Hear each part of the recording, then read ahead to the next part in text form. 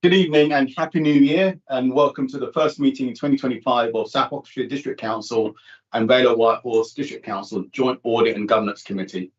I am Councillor Moki Khan and I will be chairing this meeting. This meeting is being held at our office in Abbey House in Abingdon.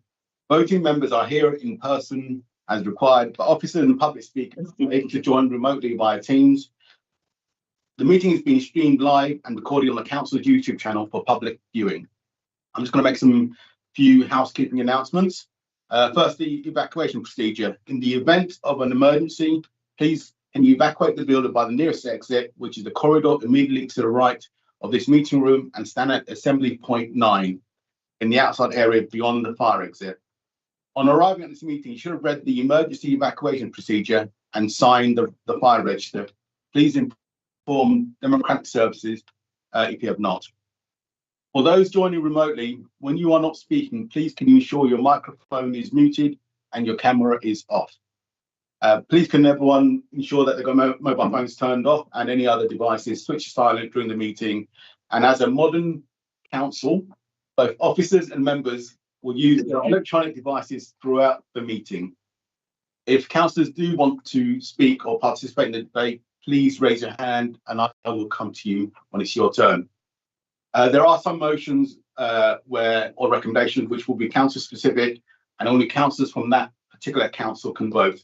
I shall inform you when this is the case. So the first item on the agenda is apologies for absence. Thank you, Chair. We've received apologies from Mike Boone. Would you like to do a roll call of who's here and the officers? Yep, happy to do that. So from South Oxfordshire District Council, Councillor Moki Khan. Present and in the room. Councillor Peter Dragonetti. Present. Councillor Lee Rawlings. Present and in the room. Councillor Tony Morgan. Present in the room. Brilliant. From Vale of Whitehorse District Council, we have Councillors Emily Smith. Present in the room. Councillor Oliver Forder. Present in the room. Councillor Judy Roberts. Present in the room. And Councillor Andrew Skinner. Present. Would you like me to take roll call for the officers as well? Yeah, you just say that so everyone knows who's there. Yep. So in addition, we have officers in attendance. So in the room, we have Brian Hewings. And online, we have Andrew Busby, Anna Winship, Nick Bennett, and Andrew Huckstep. Brilliant. Thank you for that. The next item is the minutes of our last meeting, which was held on the 25th of November 2024, and that's on pages 5 to pages 11. And what I'll do is I will page through them. So if anyone's got any questions or comments, then please raise your hand. Page 5. I believe I did send in an apology for absence to the meeting, but it was a generalised apology for absence because I was in New Zealand for 3 weeks, so it wasn't specific to the meeting. I'll note that as subject to amendment that you sent your apologies. Thank you. Brilliant. Thank you. We'll make that amendment. Page 6. Page 6. Page 7. Page 8. Page 9. Page 10. And finally, page 11. Okay. Any comments or questions on those minutes? I see none. So I will propose the true record of the meeting on that date. Will I have a seconder? Thank you. Councillor Smith. All in favour? Thank you. That's unanimous and that's been approved, and I'll sign that at the end. Next item is item number 4, declaration of interest. To receive any declaration of disposable pecuniary interest and any conflicts of interest in respects to any items on the agenda. Do I see any declaration of interest? Anyone to declare? I see none, but something does jog your memory, then please do mention it at that particular item. Number 5, urgent business. I do not have any urgent business from the chair, so I will move on to item 6, public participation. I will ask the question. Thank you, Chair. No registered speakers. They're missing out. No public speakers on this one. So next item is number 7, which is on pages 12 to 22 on your papers, and that's the health and safety audit update. I will ask Andrew Busby, who's the head of development and corporate landlord, to introduce the report. Thank you, Chair, and good evening, committee members. Thank you. This is a summary update on the previous annual report regarding health and safety. The team have, during the period from January 24 to January 25, the incident reporting has been captured on your report during what's called the My Incidents platform, which has been set up. That reports 40 instances, but that shows a very good use of the tool, and the breakdown of what those instances are shown within your pack. The high-level summary is that we've taken a step back and taken a complete review of the health and safety review and policies and procedures, and we've introduced codes of practice as shown within your report pack. So health and safety codes, which we've been introduced, and they are regularly launched, and they're reviewed by S&T before being rolled out through to the operational teams. There's been 9 functional codes which have been approved and are available on Jarvis. 6 codes are awaiting approval, and 8 are to be written and finalised. A further 5 management codes, including the Responsible Persons Register, are under development. To date, from the 9 codes issued, 37 training requirements ranging from LEA to accredited courses have been identified. Loan Alert, which is the Council's management system for tracking loan workers. All staff have been migrated to the new Loan Alert portal, and the health and safety team have been heavily involved with this, with the services, and all escalation data has been cleansed. Health and safety are now progressing active management supporting other operational managers and staff to review the device allocation and their requirements. The overall health and safety programme and redevelopment and deployment shall be undertaken in consultation and will be updated to yourselves and as well as to the internal audit and risk team. Within your agenda pack, you'll see an update of the description of what was picked up previously in the limited assurance audit, and that's why we're obviously bringing this paper to you with that update. And in the right-hand column, starting on page 14 of your pack, you will see the update through the codes ranging from fire safety all the way through to asbestos management. So the content and structure of the health and safety codes is a thorough review of new council requirements from the end user's perspective to create content in terms of code, and that details the why and the who, and forms and training is the how. This is to ensure we adopt a common approach across the councils as far as practicable. Where possible, existing training content is being used. However, as we move away from LEA and the requirement for more detailed content, this is part of which is being created by the health and safety team.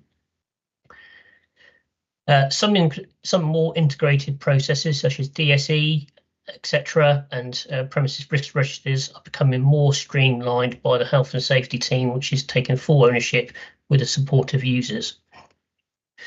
I'll pause there, Chair. I am ably joined by Andy Huckstep, who's done an awful lot of work, if not all of it, with his colleagues, and we're happy to take any questions which are detailed or on the information which has been presented this evening. Thank you. Okay, thank you for that. Councillors, do you have any comments or questions for Andrew and the team? Councillor Rawlings. My question is very simple.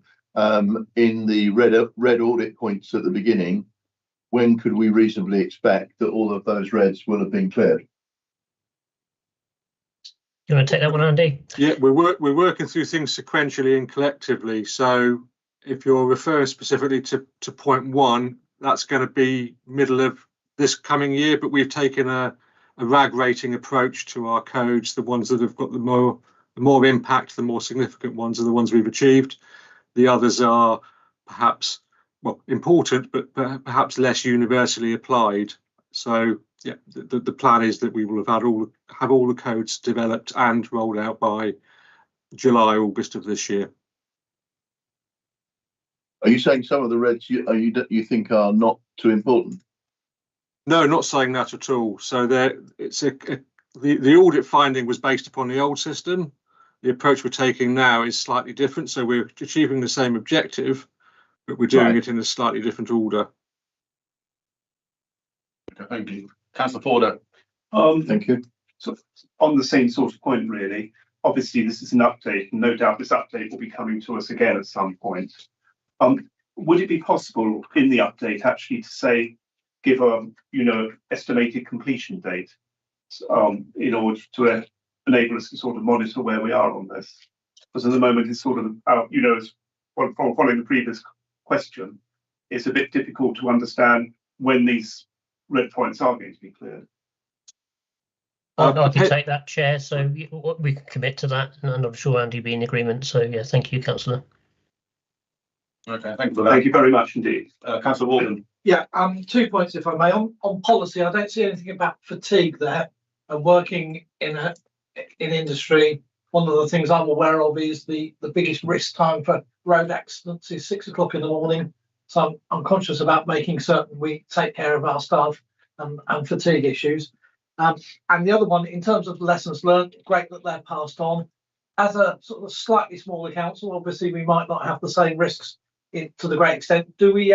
Is there a facility where we actually go and learn lessons from other councils and pass that on from the wider council network?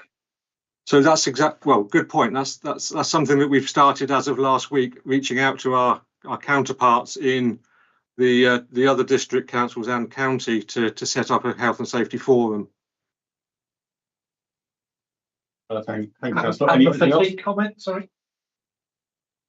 Which code, Andy, would the fatigue element come under? That would actually come under the majority of the code. So wherever there's an element of risk assessment, fatigue would be one of the potential hazards. So particularly in the transportation for work code and any of the other more physical activity codes. Thank you. Any other comments or questions? One small one.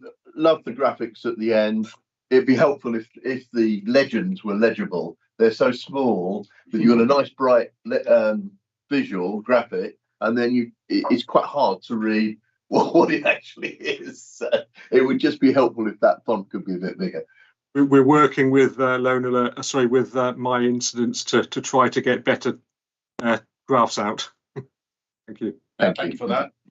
Councillor Dragonetti. Yes, just following on really from Councillor Warren's point, on page 21 and page 22, the other seems to be quite a large component of the first graph, and also which is the purple area, and then the bottom graph on page 21, and again on page 22. What do those other ones represent? So the My Incident reporting portal is entirely derived by our data. So we've put categories in that we believe would be most relevant. The categories you're looking at as others are categories to be created when we have sufficient data to warrant creating said category. What I didn't want is 100 categories that become too noisy. We're trying to keep them as more succinct buckets, so we've got things to focus on more clearly. So anything you can tell us about what sort of things have gone into those other captures this time? Tends to be areas that are outside of our control, so pathways that aren't ours, activities that aren't derived from our presence. I'd have to look at the data to give you exact details. Yeah, that's okay. I understand. Thank you. Okay. Any other comments or questions? Councillor Roberts. Yes, I mean it does have injuries, and I'm wondering have there been any public injuries that we've had to deal with, or are they all officer employment? There's a number of both, so we communicate very closely with our insurance colleagues for anything that may have an impact to us or anything that we've attended. So occasionally a member of the public will fall over and one of our officers who's a first aider will attend. We've asked those to be reported so that we're mindful of what provision we're giving to the public. And how many incidents have we had of that? I would need to look at the data top of my head, 3 or 4. Because again, that kind of wasn't clear, but there were near misses and others which did really give you much information. Thank you. Okay, anything else? Andrew and Andy, is there anything else you want to add before we note this report? No, thank you, Chair. That's been very useful. So what the messages we're taking back is to expand on the graphics and to make that clearer. So that's been heard. Thank you, and thank you for reviewing it this evening. Yeah, thank you for putting that report together, and we look forward to seeing the next one with some increased fonts. Thank you. Thank you. Point taken. Thank you. So I will, unless there's any other comments, I will propose that we note this report. I have a seconder. Yeah, Councillor Smith. All in favour? That's unanimous. Thank you. So we'll note that. And now we'll move on to item 8 with the Regulation of Investigatory Powers Act of 2000 RIPA annual review. So this is in your pack, pages 23 to 85. And I'll ask Nick Bennett, who's the Head of Legal and Democratic, to introduce the report. Thank you, Chair. Happy to do so. It was a bit of a sudden surprise, actually, to realise it's 25 years. I remember when RIPA came in, to realise it's now 25 years old. The important thing about that, really, for members is that this is a well-known tool and one which you'll have received many reports on, at least one a year. And this, hopefully, therefore, is pretty familiar ground for you all that I'll be treading.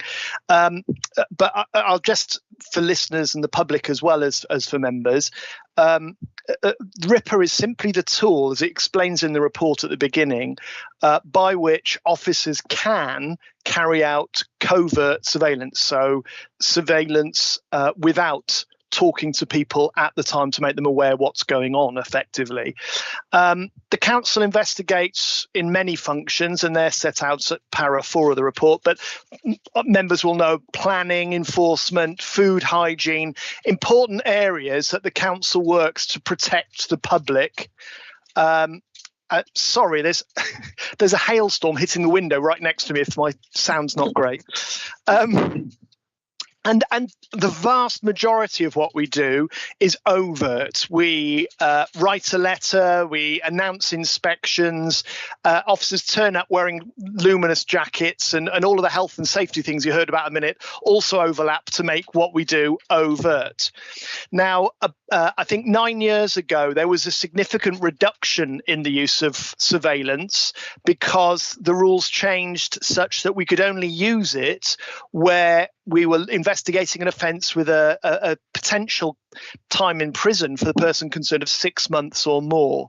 So that's reduced it dramatically, and indeed we virtually never now use it. But that's why this report and why the training programme that's set out in the second appendix is so important, is that officers still need to be ready for those very serious offences that do come along, very serious matters, to be able to carry out appropriately investigations to investigate those matters, to protect the public and to protect the environment in our area. Now, members, this has 4 recommendations, and fundamentally it's to notify you of what goes on behind the scenes and to make you aware that it's all backed by what it says in recommendation D, thorough policy and procedure documents, which are included as appendices to this, which are available for officers to grab off the shelf and take out with them at a moment's notice, or on their laptops at a moment's notice, and to use and carry out the tasks that they need to protect the public, and follow those flow charts. And you'll notice there are very straightforward flow charts, and detailed procedure notes generally are in there, in a way that will make sure that those investigations can then be used, the evidence from it can then be used in the courts, and therefore the will of the council to ensure public safety and well-being and health is properly carried out and will be enforced fully to the fullest extent we can. Chair, there are risks to the way in which we carry out surveillance, obviously. Not only that court proceedings might not happen and therefore people can't be sanctioned for their bad behaviours or concerning behaviours, but also ultimately we need those good procedures in place, well understood and very usable, so that officers are able to maintain the high reputation of both councils for strong enforcement and capable enforcement, backed by and to back the strategic objectives of each authority, as at paragraph 2, about doing it in an open and transparent way, or in an open and inclusive way, on those two strategic directions from each council. So it's part of that openness about the way in which we will do it. Now, training, as I say, is an important part of that, because if we're not doing it day to day, then the skills of the officers need to be maintained through training programs rather than by just doing it day to day. So hence, when you get to the policy and procedures, they're fairly self-explanatory. But when you get beyond that to the very end of the report and the last pages, the action plans, they're quite important, because they set out, in particular at the second area, the training action plan, which is a rolling training plan that we carry on with every 2 years. That it's been going on since 2001 up till now. That officers, two types of officers are trained. Firstly, the officers who carry out investigation work, but secondly, the officers who undertake the authorizations, they grant the approvals for those works to take place and those surveillances to take place. Good news, we've recently appointed a temporary officer, a locum in the legal team, who has a great deal of experience of that. So I'm going to be putting forward some changes to that training plan based around her specific specialist expertise, which is fantastic to have access to. Members will remember that the action plans were brought before yourselves back in April 2024. And that's why a number of the points that are in there are there, and they've all been followed up as you've requested, or will continue to be followed up year by year by myself and my colleagues in the legal team. There are some changes coming up in the future. As members will know, there are conversations always taking place with police and partner bodies about CCTV, but that's likely to be another focus in the next year or two. The final point I'd make, Chair, and I'm grateful for the opportunity to cover all of this, is that this is quite an unusual area of legislation and process, in that RIPA itself changes kind of week to week, day to day. Many of our policies and procedures that you'll see in there have hyperlinks to other documents, new best practice guides from the Information Commissioner, or the less well known but equally important Office of Surveillance Commissioner. And those things mean that the council has to update them on pretty light feet. I need to make changes to links or connections or the intranet. Most months there's minor changes. Now they can be very minor indeed. It can be a very simple, short hyperlink, but it's not the sort of thing that I can bring back to full council week in, week out. So instead, what you'll see is that the fourth recommendation is that I'm authorised by full council, but recommended from yourselves in the past, to make changes to the documents from time to time to ensure ongoing compliance. Now, what that then happens, as happened last April and as will happen next April, is that I will give you an update if there are major changes. I can say at this time there haven't been any major changes. So that you will continue to have oversight of what exactly is in those documents, but they're operational documents that need to be maintained. So it's quite an unusual arrangement. As you know, normally they come back to you or to other members on any significant policy changes, but these are more the operational documents that sit behind the main thrust of your strategic objective policies. Chair, I've gone through it fairly thoroughly, I hope, but also fairly quickly, but I'm here for the questions you or your colleagues have. Yeah, thank you very much for that, Nick. Thank you for introducing the report and summarising that for us. Councillors, if you do have any questions, then please raise. If it's anything specific, it is quite a large report. If you can say the number of the page number, then we can actually go to that and make it a little bit easier. So any questions? I see Councillor Rawlings, you got your hand up. Yeah, I think the first question I had really was, there's a set of questions. I'll just run through them all. What is it that, in receiving this report, what is it that we're supposed to decide, really? Because most of this is the law, it's given, it's a fact. Yes, we have to detail the officers that will apply, head of paid service, head of legal and democratic, whatever.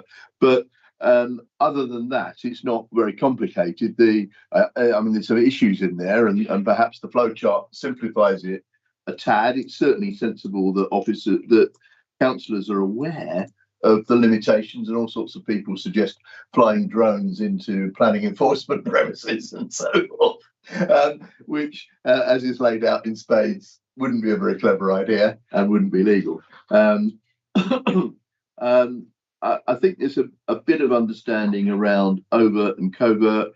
We did absolutely nil covert in 2024, and I found myself coming away and I saw all the problems and the challenges and the limitations, but I also was asking a couple of questions, things like fly tipping. Is that considered overt because it's in a public place, or do we just not do any surveillance of hotspot fly tipping? It seems to me that we should be doing some of that, and if that's classified. I'll let Nick come back on that. Nick. Okay, I've got one more point. Just one more point. Thank you, Chair. Quite a lot of points there. Firstly, this is really a noting report and an oversight report for members to make sure they keep their fingers on what is fundamentally a very important area of our operations. As I said, we might do it rarely, and indeed we didn't do any last year covertly, directly, but I hope, on reading the report and reading the policies and procedures and seeing the training plans, that we are ready to do that where we need to. What I would say, the two areas you mentioned, funnily enough, drones. One of the areas you mentioned, drones, and a second area, social media use, are two areas where the Surveillance Commission is about to change their guidance on that. And so one of the things I want to look at in readiness for April is whether we need changes to the policies and procedure notes around that, which will come to you as there'd be a significant change. That will probably be more exciting for you and much more specific, but the relevance of this is that we have good processes and they are ready to go. You mentioned fly tipping. I think it's section 26 in the report. I'd have to go back and look. It's there or thereabouts. Fly tipping is mentioned. That is overt surveillance. So what we do there is we put up a big sign saying we will be carrying out surveillance in this area. The trouble with fly tipping by its nature is it's sporadic and it's not in one location, it moves around. So it provides challenges, but we can and do use overt surveillance by putting that up. We also carry out travelling visits as part of people's right to attend certain premises and public places to carry out their roles. But again, they're in an overt a luminous jacket and you riding a council van and all the rest of it. So we're fine with that. It's the other challenge of that, as I said at the beginning, unless the offence has got 6 months or more sentence, we're not allowed to do surveillance.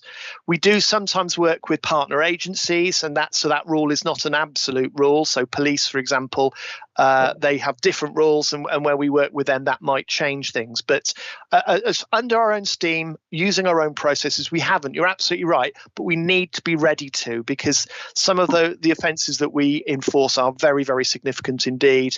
And thank goodness they're rare, but we are ready to do so. Okay, thank you. And before I go to Councillor Porter, you had one more point. I just had one very small point at 712 on page 42 of the overall pack. There's just a double negative there. The fact that covert surveillance occurs in a public place or business premises does not necessarily mean it cannot result in the acquisition of private information about an individual. And it just sort of became a bit wordy, and I thought it could have been expressed a bit more plainly. Yeah, no, it's a good point, and simplifying the language is and there's a thing called crystal mark which we should be using, and as you know, both councils have got their own drafting guidance.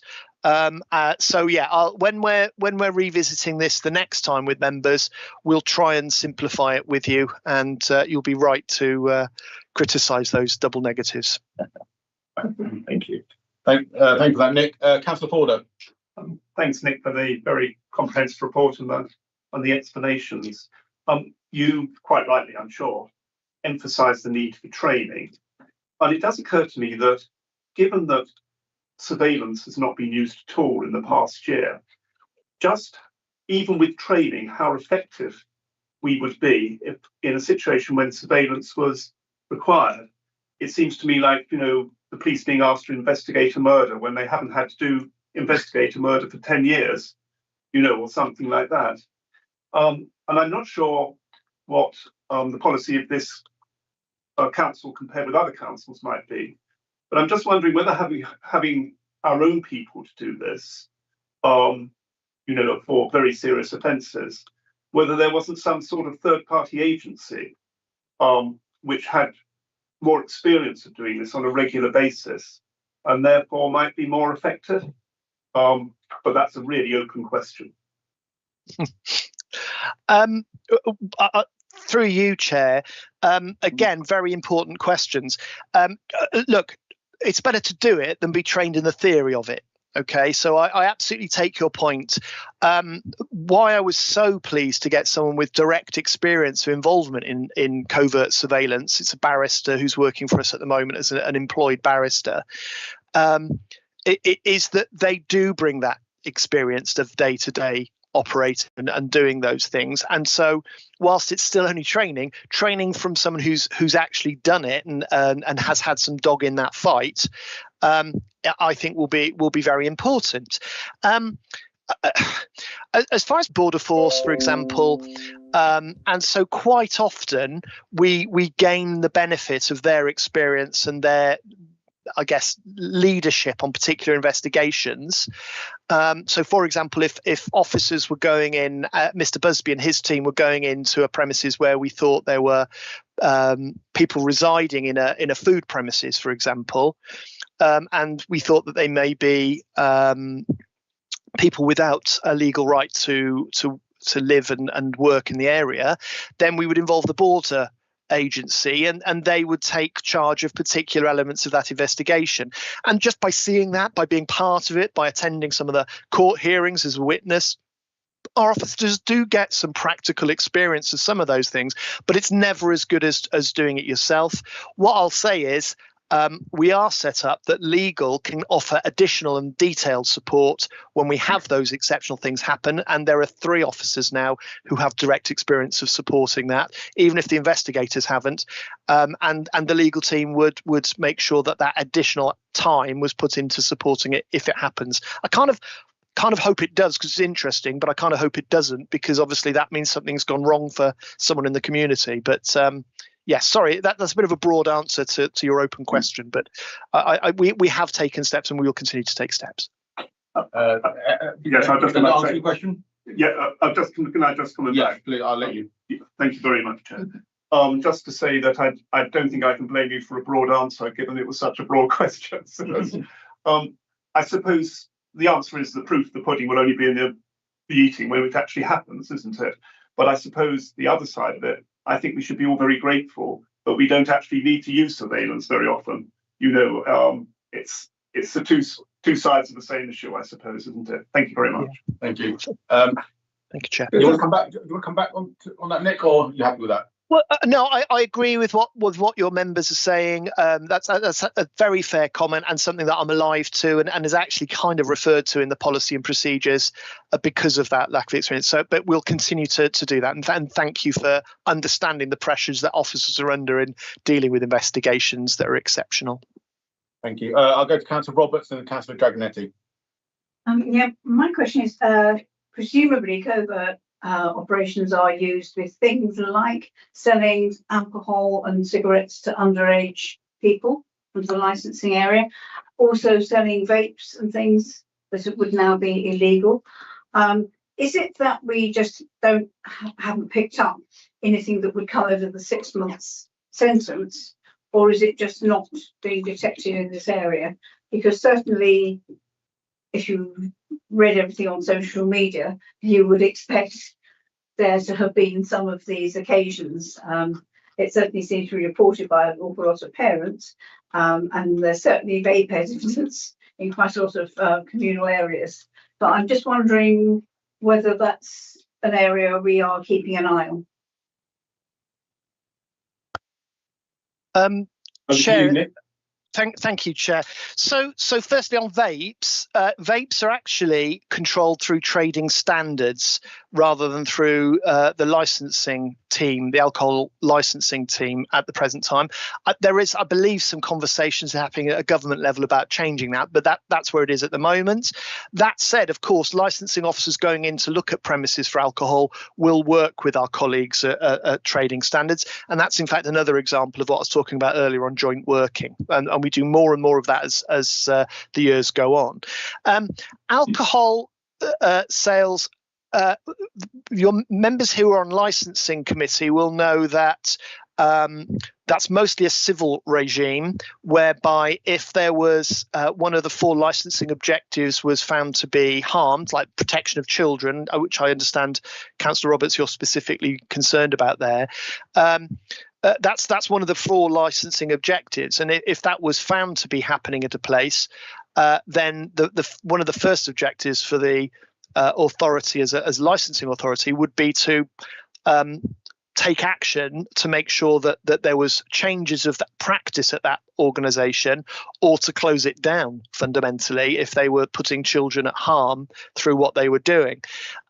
Criminal offences, several of them, the most relevant criminal offences in the licensing area are really to do with taxi licensing, and they are more an issue where the police will take action against, for example, drunken driving, just as an example, and then the impact of that will also affect the decision making of the authority, who can then take away the taxi license of that hackney or private hire vehicle driver. So we are very active.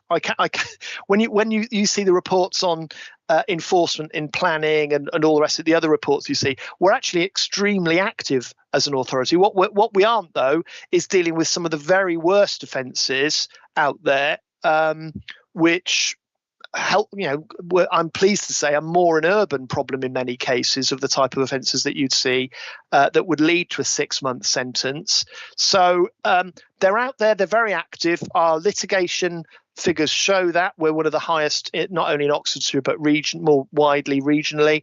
But we're not having to use the covert surveillance for the reasons I've just given.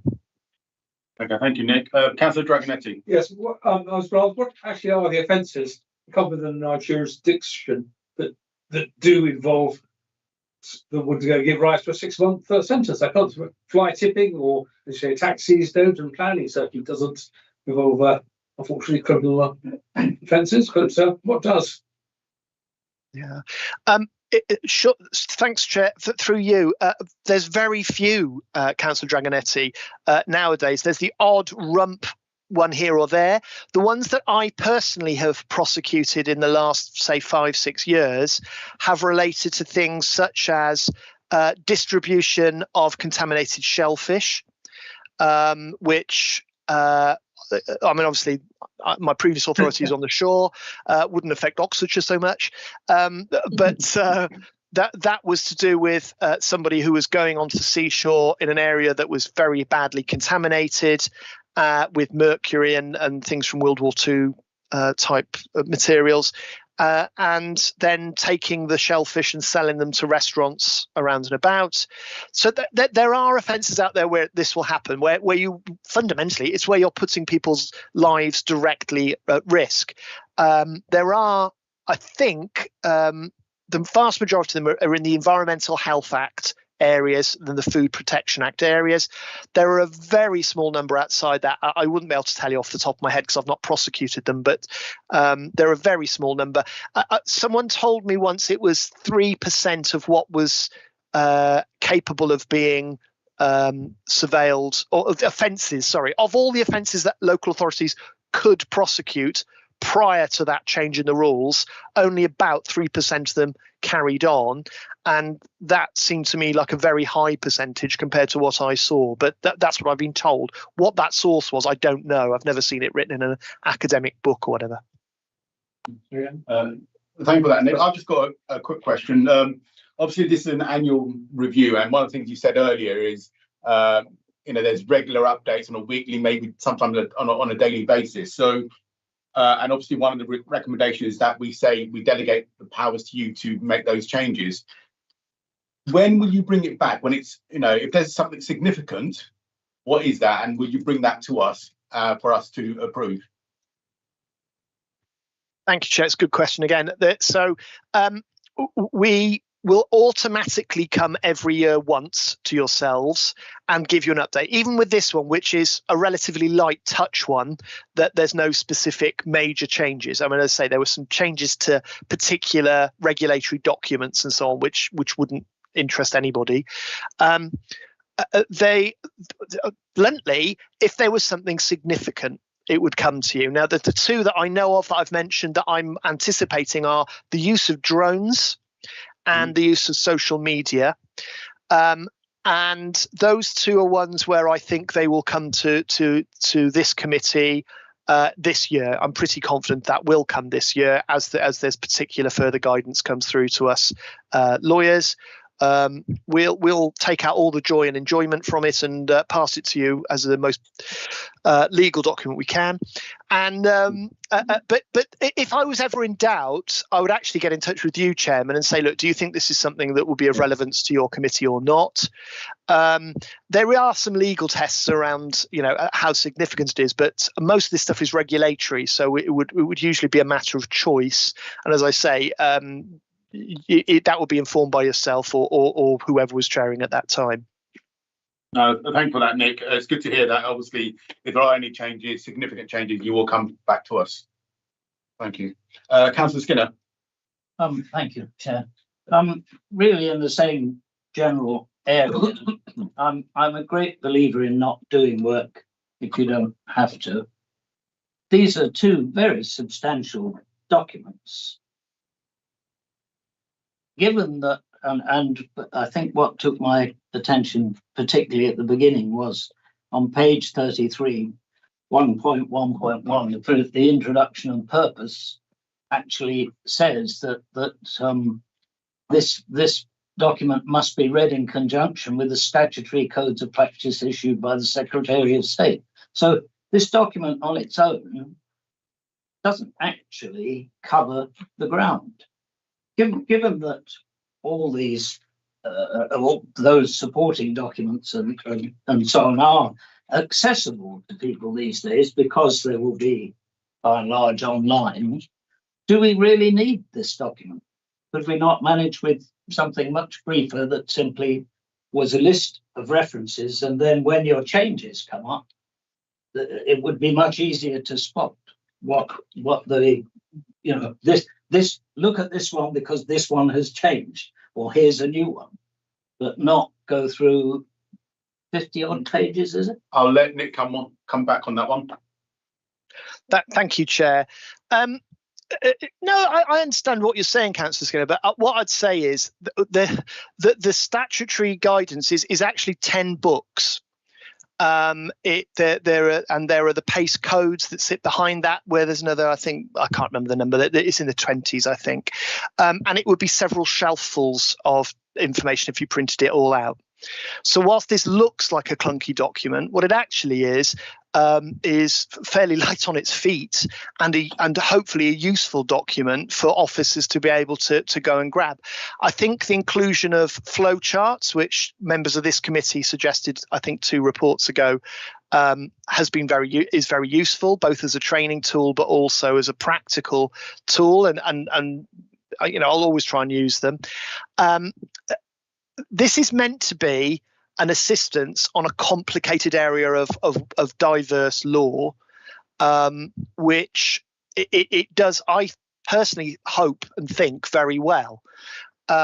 Remember that if I say that the start of RIPA was prior in the late 1990s, there was a court case where prior to that, the police had guidance on how they carried out investigations, and local authorities were seen to follow different rules. And what the high courts found at that time was that that wasn't right, and that when the law said that in carrying out a criminal investigation, it had to be done in a very particular way, they said that included anyone doing it, including local authorities. And that was the foundations of why RIPA started. What this document tries to do is change the entirety of police manuals and processes, the other national security bodies and all the rest of it, and to narrow it down into a still usable but still clear and legally sound document that gives them what they need to do their job and enables them not to have to plough through, as I say, several shelffuls of documents to find what they need. So I do take the point, and I promise you I would not work on something if I could avoid it too. But I do think this remains a very useful tool, and I do commend it to members. Very happy, as I say, to revisit it next time that we're doing so through your committee and simplify it, as one of the earlier councillors said. But I think we'll always have a need for our own policies, and in particular, actually, our procedures, so that officers are well versed and ready to go on what is a rarely used set of tools for them. Thank you, Nick. I'll go back to Councillor Skinner for a supplementary. Well, all I would say was then what it says here, it must be read in conjunction with the statutory codes of practice, is not actually a true statement. No, it's still true that the lawyers advising on this need to be capable in that, and the training covers the statutory codes of practice. But again, we apply a lens, we apply a razor, if you like, to cut out the bits that they need to be using and disregard the bits that we don't need to be using. Police powers and local authority powers are different, even though the powers of investigation now have to be very, very similar indeed and follow similar checks and balance processes that police and other agencies do. Look, I'm not trying to argue the councillors. I absolutely understand the point you're making, and it's a logical point. But we need to have both here. We need to have access to the more detailed statutory codes of practice, and in particular, normally for lawyers to be able to go and use those and apply those in complex and unusual circumstances. But we still need the tool for officers to be able to use this to deal with the majority of the issues they face. Well, not day to day, but year to year. Thank you, Nick. I'll move on from that particular point. Any other questions? See none. Just before we go on to debate, I'll just read out, for the purpose of recording, the 4 recommendations, and then we can debate that and then see if there's a proposal. The recommendations are: A, notes that surveillance is one of the tools available to the councils as part of their law enforcement functions. B, consider and note the councils use in compliance with RIPA. C, agree the conclusions of this report and support the recommended actions in the action plan. And finally, D, notes the authorization to the head of Legal and Democratic to make changes to the policy and procedures documents as may consider necessary from time to time to ensure ongoing compliance with the requirements of the 2000 Act and associated guidance. So they're the 4 recommendations that we're debating. Any comments or any debate on those items? Okay, I see none. Do we have a proposal? I move that we adopt these recommendations. What I'm going to do is this: we're going to vote on specific councils, so South and Vale separately. So your recommendations are for South. Sorry, Vale. Vale this time round. Yes. Is to go with all those 4 recommendations. Do you have a seconder? Yes. Thank you, Councillor Smith. All in favour? That is unanimous. Thank you. I'm going to propose the same, but with just one addition, which is that Nick comes back if there's any significant changes. So we agree with all the 4 recommendations, but you come back if there's any significant changes that you think that needs debating by this committee. as you said earlier, you mentioned drones and social media, so I'm expecting something to come back. So everything else is business as usual. Will I have a seconder for that on Sal? Councillor Rawlings, all in favour? Thank you, that's unanimous. So thank you for that, Nick. Thank you. And thank you for your contribution and answering all those questions in such detail. Thank you. Thank you. Thank you, Chair. Okay, we'll move on to item 9, which is the internal audit report, which is on page 86 to 91. Unfortunately, Victoria is unwell, so I want to pass on to Simon Hewings to introduce the report. Thank you, and yes, apologies from Victoria. She's unwell this evening and can't be here. I will introduce the report in her place. An advance warning, because obviously I'm not as close to the detail with this, so I may struggle to answer any particularly detailed questions. So I thought I'll get that apology in early. So this report summarises the work of the internal audit team for Q3, which is the period October to December. The team have completed 3 operational audits: capital projects, risk management and disabled facilities grants. Risk management was the last of the audit from the 23-24 audit plan, and therefore this plan is now complete. Victoria is in the process of planning for the 25-26 audit plan, meeting with heads of service to understand their priorities, risks and control weaknesses. As usual, she will prepare a 12-month plan, which will be formally reviewed after 6 months. However, as we are working in an ever-changing environment that, as we said, feels even more ever-changing than it did 2 months ago, I expect the plan will need to be even more flexible in the coming year, affecting what's going on around us. With regards to open actions, as the last update was performed at the end of November, the team was focused on obtaining detailed updates on priority 2 and medium risk actions only. A normal full update will resume in March. Okay, thank you for that. Any comments or questions on the summary that Simon has given, and also on the reports? This all seemed to be, to me, Chairman, going well, and yeah, I think there's a couple of priority ones in report cycle, life cycle processes, and in Appendix 1, and I can't get unduly excited about that. It seems overall to be in a good place. Okay, thank you, Councillor Rawlings, Councillor Morgan, and then Councillor Roberts. I think point 17 in the report, which is no financial implications attached, is the key element there. Thank you, Councillor Roberts. Yeah, on the joint capital projects, I was a little worried on the budgetary control and the reporting back and the Gantt charts, and the fact that it was very difficult to actually track each project separately from each other. And I didn't think that sounded a great deal of reassurance, because capital projects are the ones where we do spend money, and they have been selected through usually quite a serious, certainly Gateway 1 followed by Gateway 2, and there should be lots of approval going through that system. It's not a straightforward system, and yet when we come to look at it from audit, they found it difficult to track each project separately. That gives me the feeling that they are not being controlled as well as they should be. So are we assured that those policies and changes are being put in place in that area? I could probably answer that with my normal hat on, not with Victoria's hat on. In the sense that, I mean, one of the things that you'll be aware of is we've got additional resource in the strategic finance team in particular, that are taking more of an active interest and role in capital projects than they were before. So if I rewind sort of 12-18 months, capital was something we didn't feel we had enough capacity to get involved in fully. So we are much more involved in capital now. We're doing more frequent capital reviews. In fact, those of you who have a chance to read the budget reports will see that we want to do, we're going to be looking again at capital schemes going forward.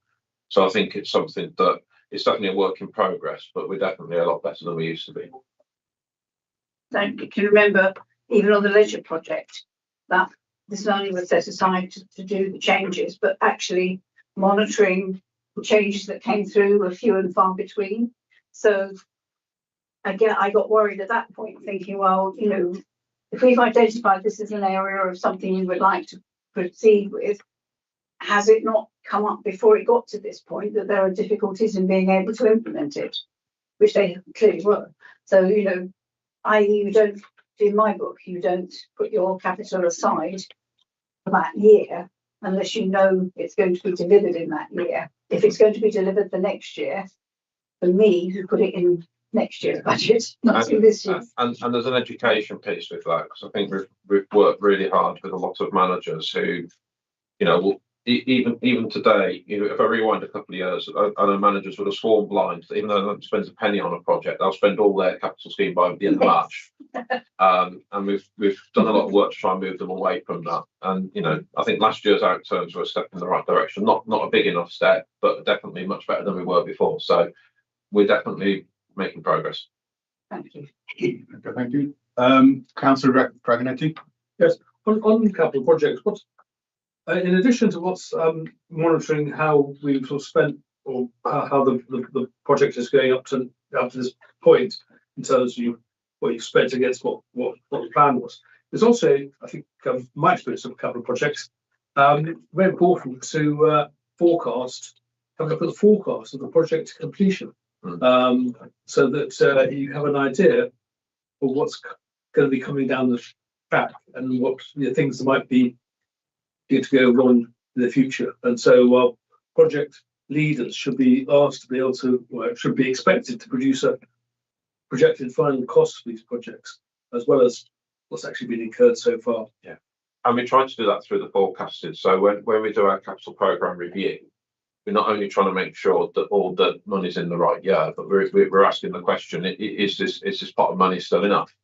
And will it achieve your objectives? Now, clearly, you know, it's not as bad as it was, but when inflation was a lot higher than it was, obviously that was a big source of concern on a lot of our capital schemes. But actually, I think where we found ourselves is we've gone through the worst of the big inflation numbers. Obviously, inflation is still a problem, don't get me wrong, but it's not the great unknown where it's going to go. It was a couple of years ago. But yeah, in terms of the capital programme review, you know, we are asking managers to confirm that they're still in budget. You know, and you know, that's also picked up through our budget monitoring forecast. We're actually asking them, you know, what are they going to spend by the end of the year, which is or by the end of the project. So that is something we will. Yeah, as I said, it's one of those things we're getting better at. Good. It's always been frightening, isn't it? These things. Any other comments or questions? So, you know, Tom, do you want to add anything else? No. Okay, just to remind councillors, the recommendation is that members review the results of recent internal audit work and monitor progress of management actions. So we're actually noting the report. Do I have a proposer? Councillor Porter, seconder, Councillor Morgan. Any debate? I see none. All in favour? Good place. That's unanimous. Thank you. That's approved. And we hope Victoria gets well. Pass that on, please do. I'll now move on to item 10, which is the Treasury Management for 2025-25, 24-25 mid-year monitoring report, and it's on pages 92 to 105. And Simon, you'll be able to do this now. This with the right. This the right hat on. Hand over to Head of Finance, Simon Hewings. Thank you. So this mid-year monitoring report is an update written as at the 30th September 2024, and it's the second of 3 reports that this committee will receive in respect to the 24-25 financial year of Treasury Management. Performance in respect of the year is shown in paragraph 14 on page 95, together with forecasts for income by the end of the year in paragraph 15. It won't come as a surprise what I'm about to say next, because I'm going to say we're ahead of budget, mainly due to interest rates staying higher for longer, which I'm getting used to saying a lot.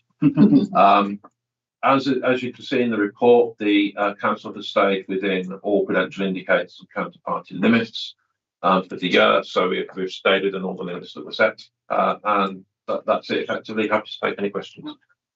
Thank you for that. Any Councillor Rawlings, straight in there. Yeah, so I mean, I thought we'd agreed in here that we would have inflation taken into account and we would keep it reported through the whole report. And we have had a few conversations around this. And I think last time we said it would happen without fail this time, but I've been unfortunately I didn't quite make the cut. So when I saw it tonight, I thought there's something Leo for. What was it? And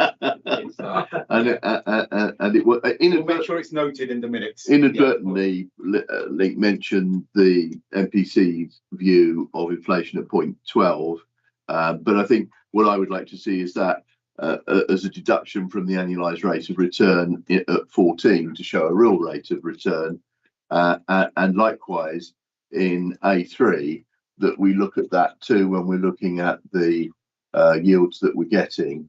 And as an aside there, I just noticed that the property is not a great return on the first 2 quarters there again either, and whether we might need to have a look at that at some point.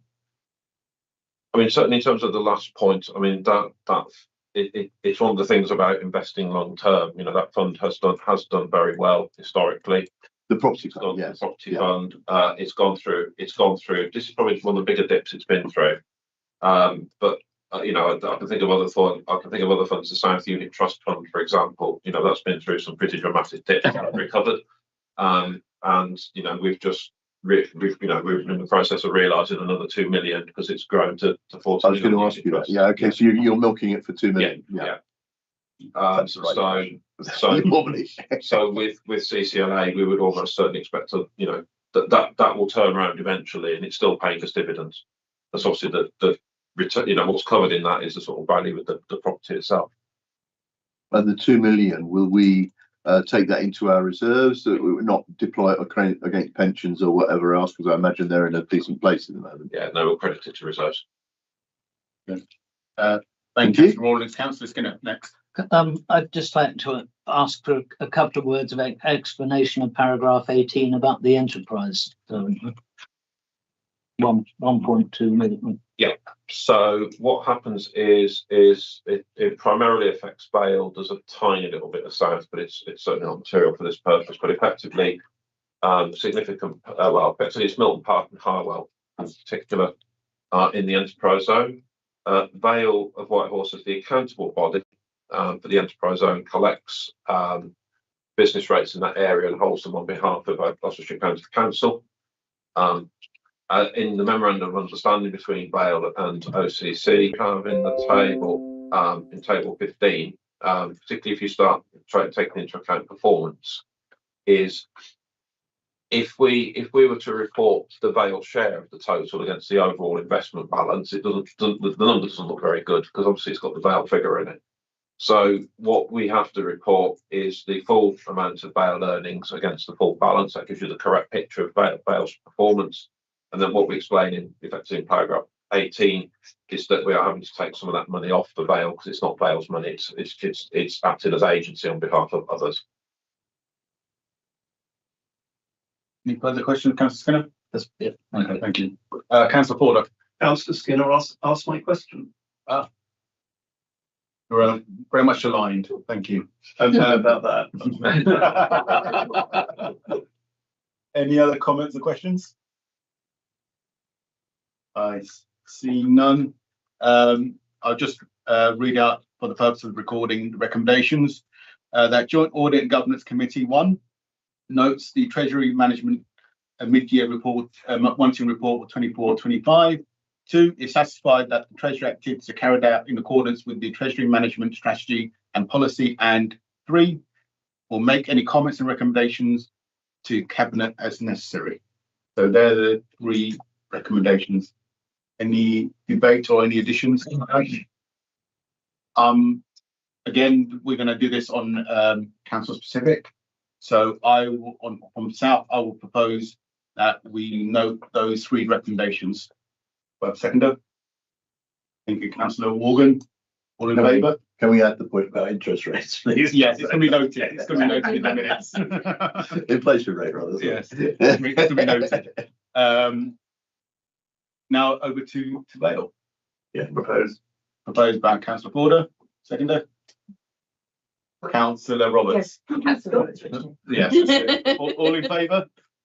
That's unanimous. Thank you very much. That's been approved. Now we're on to item 11, which is the Treasury Management and Investment Strategy for 25 to 26. And it's on your paid report from 106 to 184. And I'll hand over to Simon again. Thank you. So this is the Treasury Management Strategy for each council for the 25-26 financial year that's forthcoming. So this is the first report you will get on that year, on this year for Treasury Management. And I'm conscious that we've also had a couple of training sessions in the last 12 months, so I'm not going to go into any detail, particularly on Treasury Management. Suffice to say that there are actually no changes to the strategies proposed at either council for next year. What we have picked up at South, and you'll remember that we had a piece of work done by Link, that they're not called Link anymore, but they're called MUFG now. Link did a piece of work looking at our ESG practices, and particularly for South, out of that came the issue around the council's unit trust investments and the potential for alternatives. We're engaging with Link on a piece of work to look at those, but the one thing that's we've already established with MUFG, what we have established with MUFG is that our South counterparty list has got every sort of, is flexible enough to cover any alternative that we might want to invest in if we chose to divest some or all of the unit trust money. The other thing that this one applies to both councils, we suggested, and it's not in the strategy, but I can advise you that we're going to do it anyway. We resolved in October at both councils consider removing any counterparties that fail to meet a minimum ESG rating requirements, and we quoted the Moody's example where there was a credit impact score, and all organisations had a credit impact score between 1 and 5, and we said we want a minimum of score of 3. 1 is good, 5 is bad, 3 is in the middle. And although it's not written in the strategies, we've had a conversation with Link MUFG about how we can implement that recently, so we'll be taking that forward, so that we'll be doing that as well. There is a missing recommendation on Vale, unfortunately, which we've just spotted. So there should be 4 recommendations on each council. The missing recommendation for Vale, you can actually see it in page. If you look at page 145 of the report, if it's the South recommendations, the missing recommendation is the 4th one, which is to approve the environmental, social, and governance policy in Appendix E. It would be useful to get that noted. Yeah, I'll make sure that happens. Okay. Other than that, happy to take any questions. Thank you. Councillor Rawlings. Number of points. Personally, I think most people are under forecasting inflation. I think we're going to see inflation go considerably higher. Things like national insurance and some of those other changes are going to feed through into price increases, in my opinion, and we are going to see inflation above what the MPC, Office for Budget Responsibility, or anybody else has currently put on paper. Apparently, the new president is going to charm the interest rates down and encourage the Fed to do so. I'm not sure if that's going to come off, and that has some bearing on UK rates. I'm a bit perplexed. 4 years ago, I think we agreed that Link would go away and look at our whole investment strategy for our Treasury strategy, that they would look at our makeup of balances and our forecasts of balances for various things, and look at how we might best deploy for Treasury management purposes and to inform our Treasury management. I've not seen that report come from Link ever, and there's no reference to it here as to it's underway or it's going to come or what's happened to it. So I'm interested in that, and I think by now Link worries me sometimes in that I think some of what they've put forward hasn't been always very good. I'm not seeing them deliver on some of this stuff, which troubles me. I'd like to talk quickly about the ESG thing, because we've got our unit trust thing, and there is a prospect out there that the Ukraine war might get resolved. I'm skeptical of that, but if it did, we would find that in our portfolio we've got lots of fossil fuel type stocks which are going to crash probably. You know, the new president is wanting to turn on drill baby drill and turn on the oil. He's trying to push people like Saudi into opening the taps and and reducing prices. If the Ukraine war finished, obviously fuel, gas, oil, whatever coming out of Russia would also more so come onto the world market, even though they're pumping plenty into probably China and Iran and one or two other places along the way. So if there was a time to make the transition to that ESG compliant unit trust with a proper diversification, as we've always said, anytime soon would probably be an excellent idea. And get to the question. So the point is, the point is that we would then benefit from the high stakes on our existing holdings and move them into a better position that might perform better as well after possibly such an event comes about. So I think it's the right thing to do from an ESG point of view. I think it's the right thing to do from a return point of view. I don't need you to go into the politics bit, but if you want to, I don't do politics. yes. So a couple of points. I mean, really, the looking at what you do, looking at sort of different balances and so on, is really a piece of work for us to do, and then work with MUFG. And I think we've lacked capacity to do that. And to be honest, we probably still lack capacity to do that properly. That said, what I would say is that we will, when we talk to Link, we can ask them about all the sorts of things we've got on at the moment. I think the one thing I would say, although we lack capacity to do it, while interest rates have been higher, it's actually almost been better to. We've had a little bit of a get out of jail card. It feels like fool's gold that way, but yes, I mean, we've had plenty coming in. Yeah, I just think there's an action we can take here, and if we're short on resources for the petty amount of money that it would cost, let's get a Link or somebody to do it for us and get there in time. I take that on board, and I think, I mean, to be fair, we've had conversations with Link, and they were Link when we had them with them, over a couple of years about that sort of piece of work, and I said, well, why would you do it now? Because you could put your money in a fund, they'll go through. People have put money in this fund, they've just tanked, and you're still getting 5% on a call account. So I think I'd take that, so I think we're probably reaching the tipping point when we need to act. If interest rates do come down in time, but in the geopolitical outlook you've described comes to pass, then clearly we need to, be on the front foot.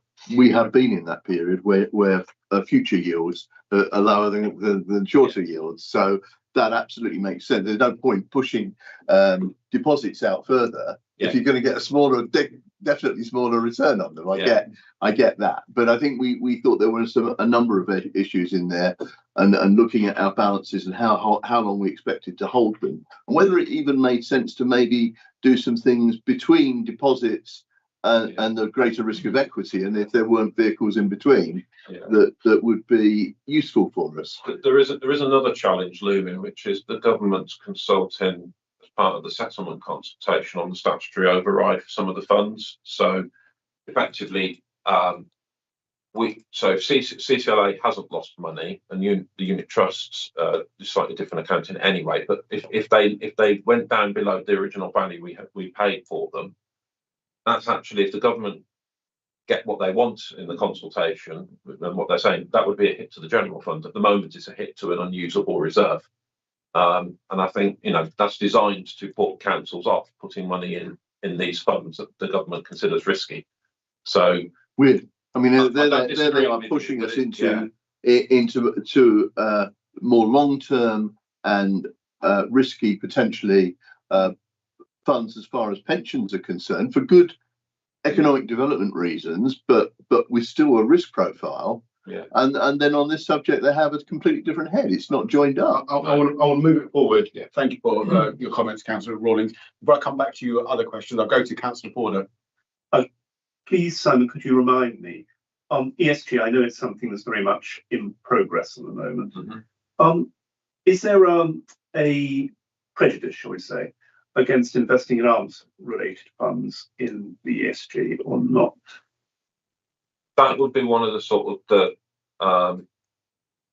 it would be on the sort of, I'm trying to get the right phrase, and I can't think. I'll call it a sort of blacklist, if you like. It would be the sort of organisations that would not score very well on ESG would be arms trainers. I'm wondering whether we're moving out of time on that, in the sense that we live in a much more dangerous world. Something for future thought. Thank you. I'll go to Councillor Robertson, back to Councillor Rawlings.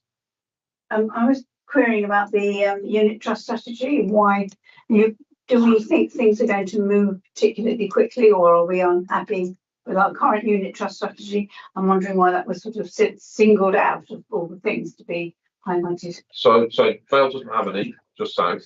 So it's just a south issue.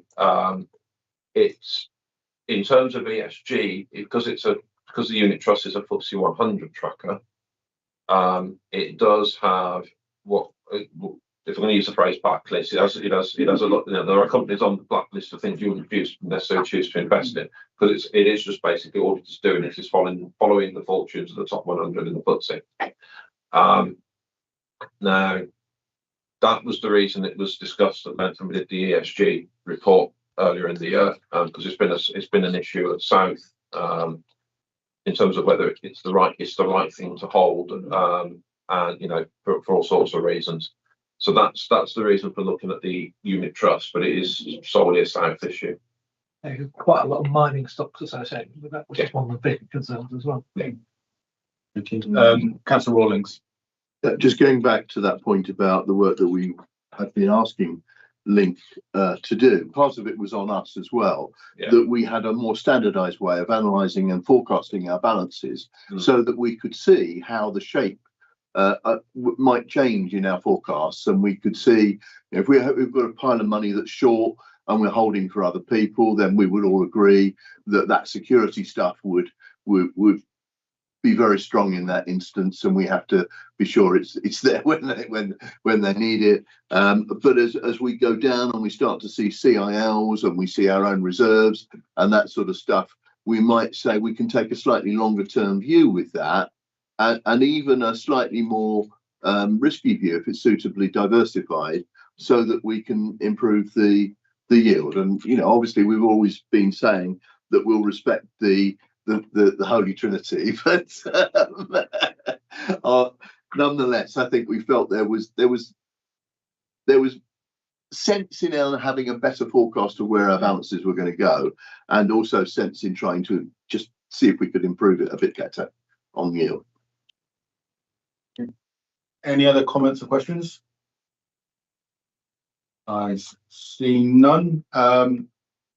I'll just again highlight the recommendations again for the recording. The 4 recommendations are that Joint Audit Governance Committee approves each of the following key elements of this report and recommend these to Cabinet. 1, to approve the Treasury Management Strategy for 25-26 set out in Appendix A to this report. 2, to approve the prudential indicators and limits for 25-26 to 27 and 28 as well, as set in Appendix A. 3, to approve the annual investment strategy for 25-26 set out in Appendix A and the lending criteria detailed in Table 6. And 4, to approve the environmental, social and governance policy in Appendix E. So that's in the South recommendations. Obviously, when it goes to Vale, you may want to add in the 4th one. I'm happy to propose these 4 recommendations. Do I have a seconder? This for South. I'm happy with those, Chair. I wonder whether we should note the points that we've been discussing to try and progress the ESG unit trust thing and the balance and other deployment strategy going forward. Is that just for noting, or do you want that as a recommendation? I'm happy with noting. I just want to make sure that they don't get dropped, really. Yeah. All in favour? This is just South only? Yep. Thank you. That's been approved. I now hand over to Vale, and just to read out the 4th recommendation is to approve environmental, social and governance policy in Appendix E. I propose that including the 4th recommendation. There is a seconder? Yeah, second. Councillor Smith, any debate? Seeing none. All in favour? That's approved. Thank you. Unanimous. Thank you for that. Now move on to Item 12, which is the work programme. Over to you, Becky. Thank you, Chair. So since the last meeting, 2 items have been added to the work programme.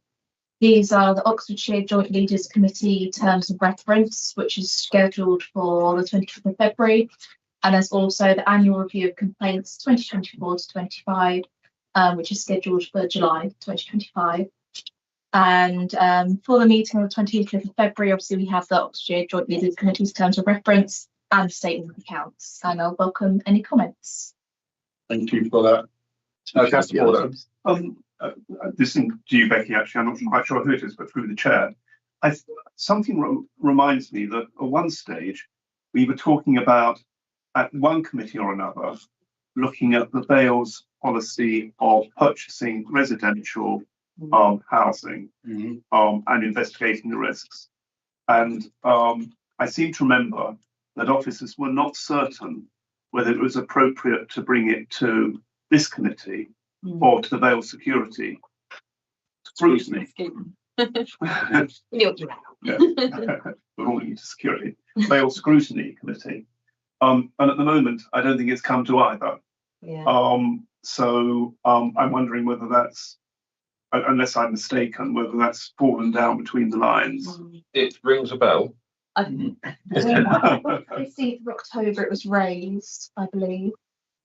So yeah, I did have a conversation with the chair of scrutiny, and we discussed the sort of things that we might want to know about, and that Councillor Boxall was leading on kind of taking that forward to officers and getting some advice about whether the questions and the things that we wanted to know fit in better with scrutiny or joint audit and governance. And you're right, it's gone a bit quiet more recently, so I think we need to follow that up and just make sure it's on one of the work programmes, if not both, depending on. Yeah, what I suggest is if we provincially pencil that in, and then once we found clarity whether it should go to scrutiny or here, then we can decide where it goes. But if we have that penciled in.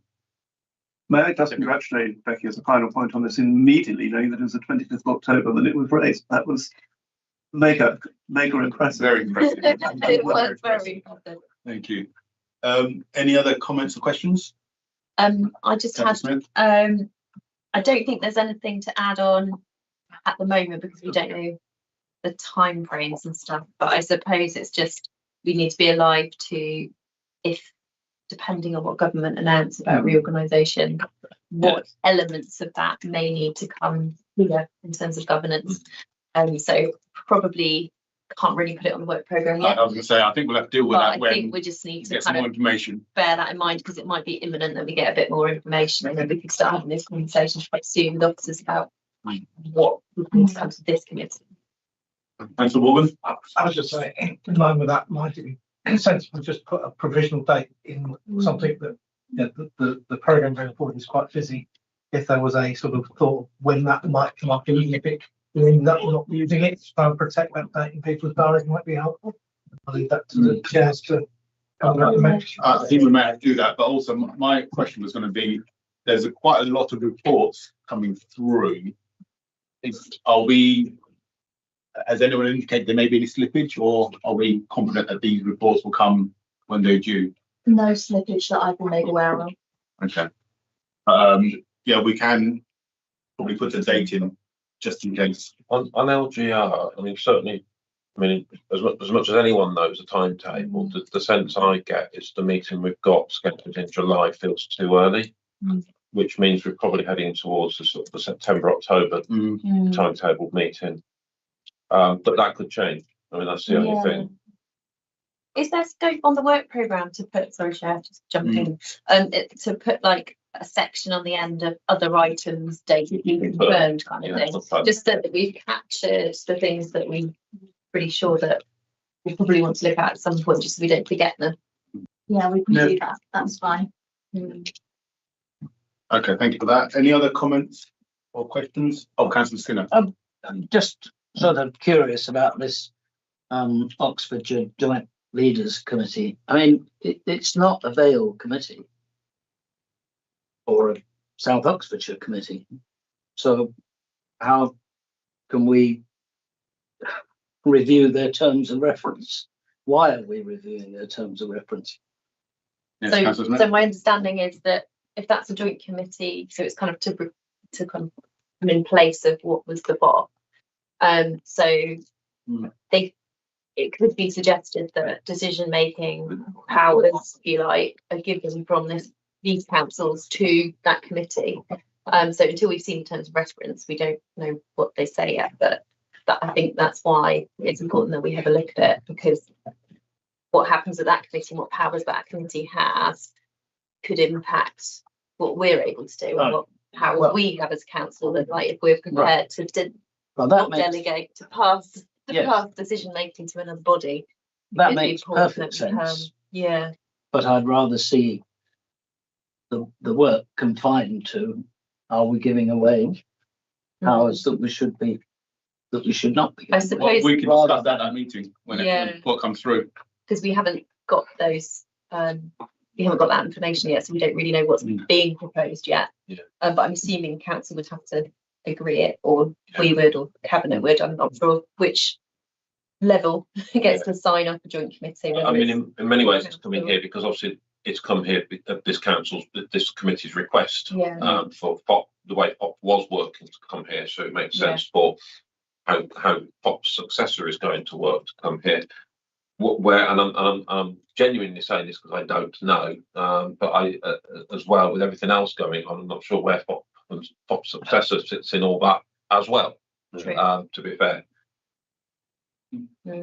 Thank you. So, but it seems sensible. Leave it on the work programme as is, but keep it under review in terms of what needs to come. Thank you. This is just for noting, so I propose we note the work programme. Do I have a seconder? Councillor Smith, thank you. All in favour? Thank you, that's unanimous. We have got one other item on the agenda. It's confidential minutes. I would prefer not to go into confidential session, but if people want to discuss those minutes, then I will. If people are happy for the minutes to be approved, then we will proceed. Does anyone need to go or got questions on the minutes? Okay, that needs to be discussed. Okay. So I propose that we approve the confidential minutes that was on the meeting held on 25th of November. Do I have a seconder? Yeah. Thank you, Councillor Rawlings. All in favour? Thank you very much. Any abstentions? I wasn't there, so I can't comment. Okay, so we'll just put that as an abstention. Thank you. So that's been approved, and thank you for your contributions. And just before 8 o'clock, I close the meeting. Thank you. Just under 1.5 hours.